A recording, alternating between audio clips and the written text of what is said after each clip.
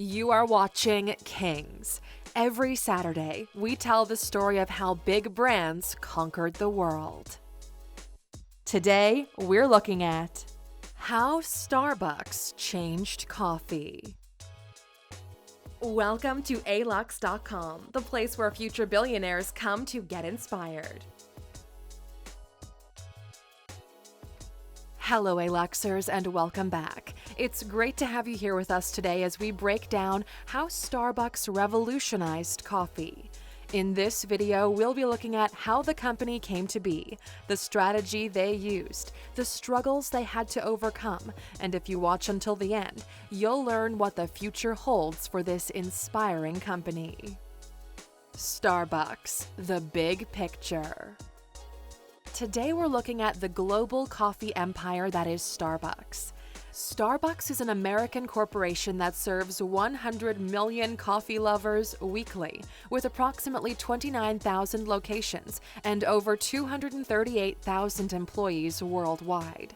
As of 2018, their revenue stood north of $22 billion US. With consumers not willing to give up their morning cup of Java, Starbucks continues to grow, already owning 57% of the coffee market. However, not limiting themselves to coffee, Starbucks also offers a range of smoothies, teas, sandwiches, and baked goods. Starbucks has changed the face of coffee and remains ahead of its competitors, such as McDonald's, Dunkin', Maxwell House, or Folgers. But how does a company go from one simple coffee shop to 29,000 cafes? The beginning.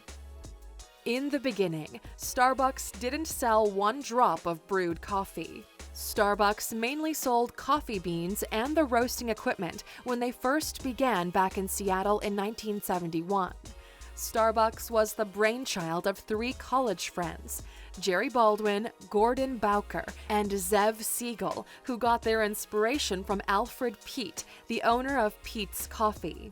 About 10 years later, the trio bought Peet's Coffee and renamed it Starbucks, moving on to open 6 more stores. Around the same time, the company brought on their first director of marketing and sales, 34-year-old Howard Schultz. During one of his trips to Italy, Howard Schultz got the idea of opening cafes, so people would go from purchasing coffee beans to having an experience and building a sense of community. He brought the idea back a year later, and Starbucks served up their first cup of coffee.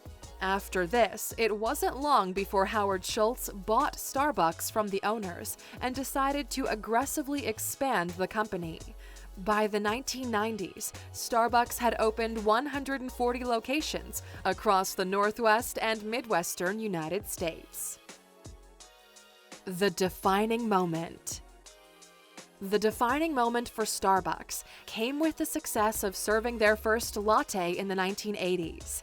It was this genesis that saw Howard Schultz get the support of local investors to further open locations in Chicago and in Vancouver, Canada. The struggle.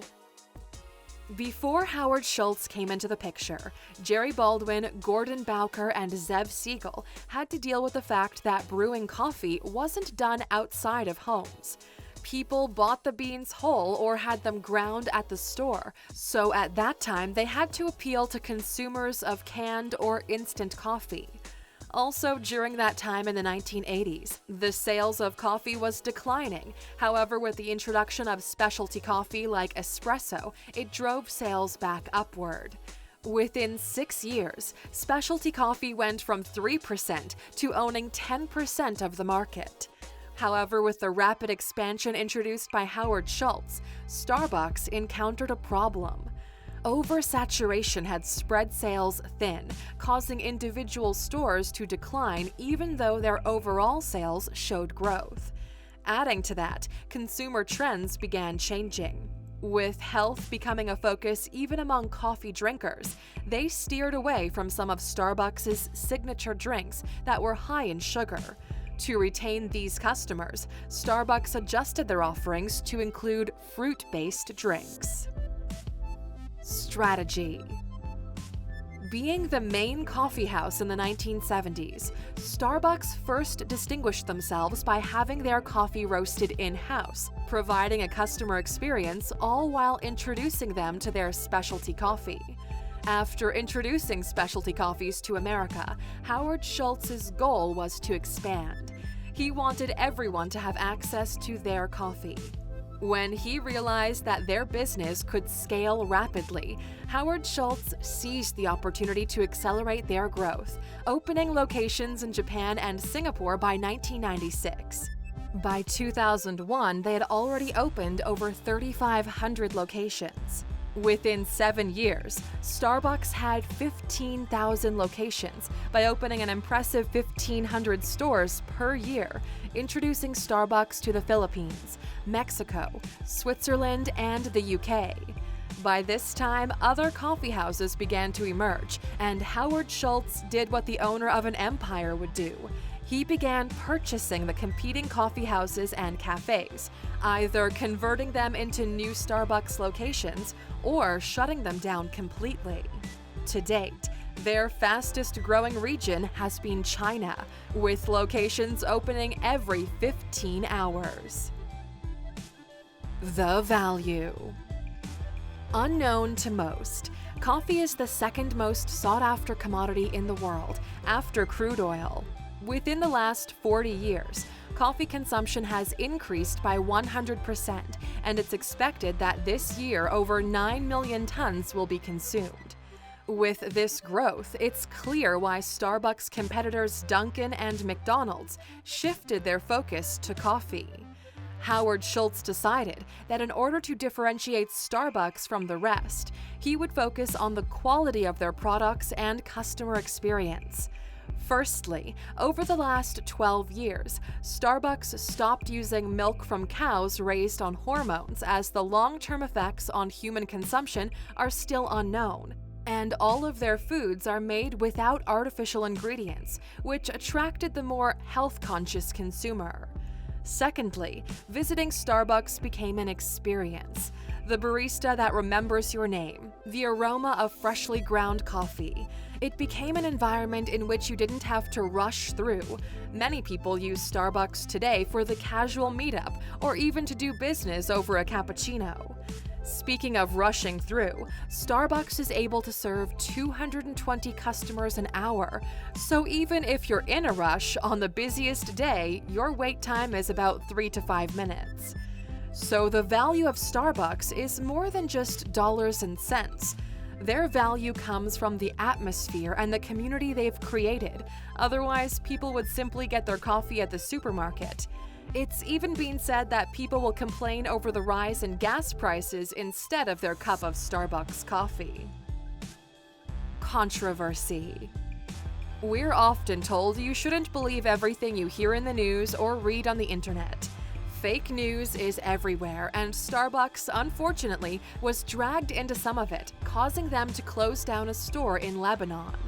In the early 2000s, a hoax letter citing that Howard Schultz donated money to the Israeli military stirred outrage, and several organizations urged for a boycott of Starbucks.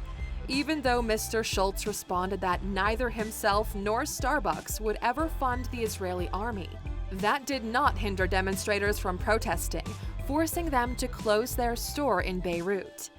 The protest carried on overseas as well, where 2 Starbucks locations in London were vandalized by pro-Palestinian demonstrators to the extent that riot police had to defuse the protest.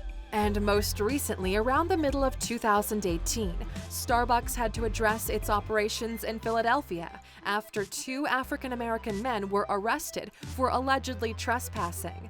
This caused a whirlwind of PR damage for Starbucks, and in response, they closed down all of their locations for staff to receive biracial training.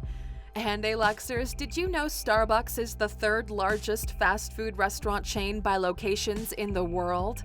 If you want to learn some more about fast food restaurants, then check out our video, 15 Things You Didn't Know About Running a Fast Food Business, by clicking in the top right corner. The results.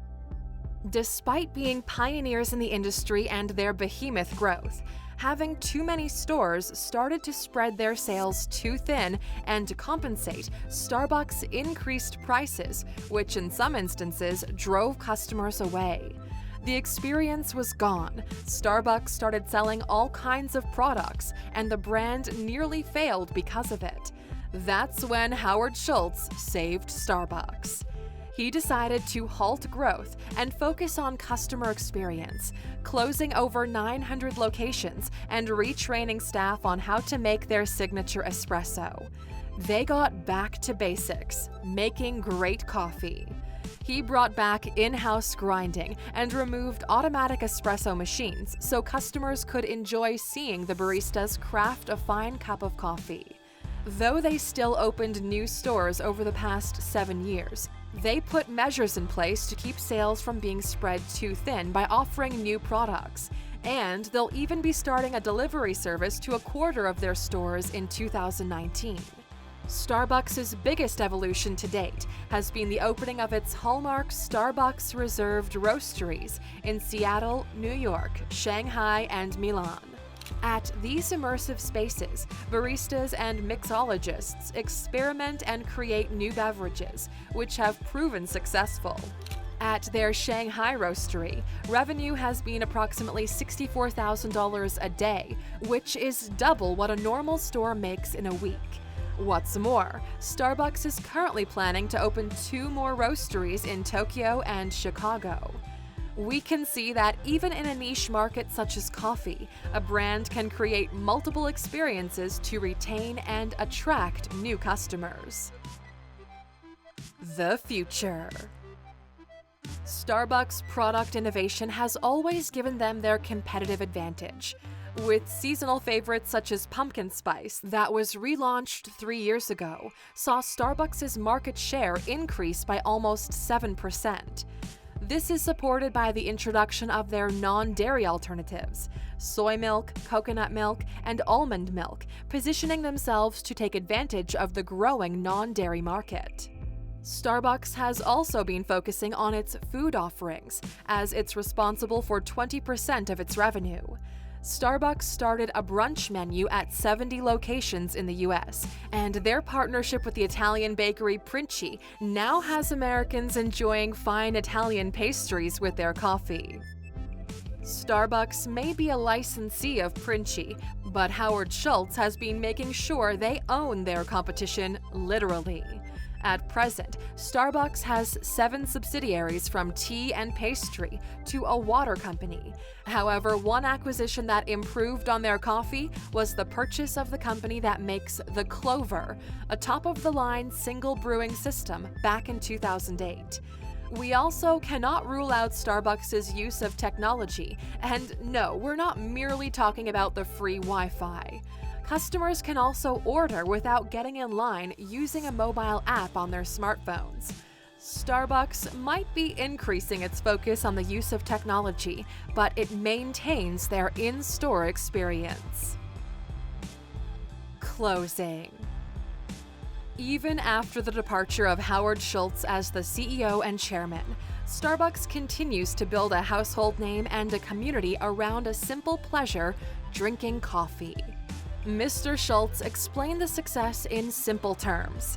Give people good coffee, something they consume every day, and they will support you. What started as an idea for selling quality coffee beans became an entire shopping experience. Companies like Dunkin' and Folgers may sell coffee, but Starbucks is the one that changed the face of coffee globally. Well, Aluxers, that's a wrap. But before you go, you know there's a bonus for sticking with us until the end. Here it is.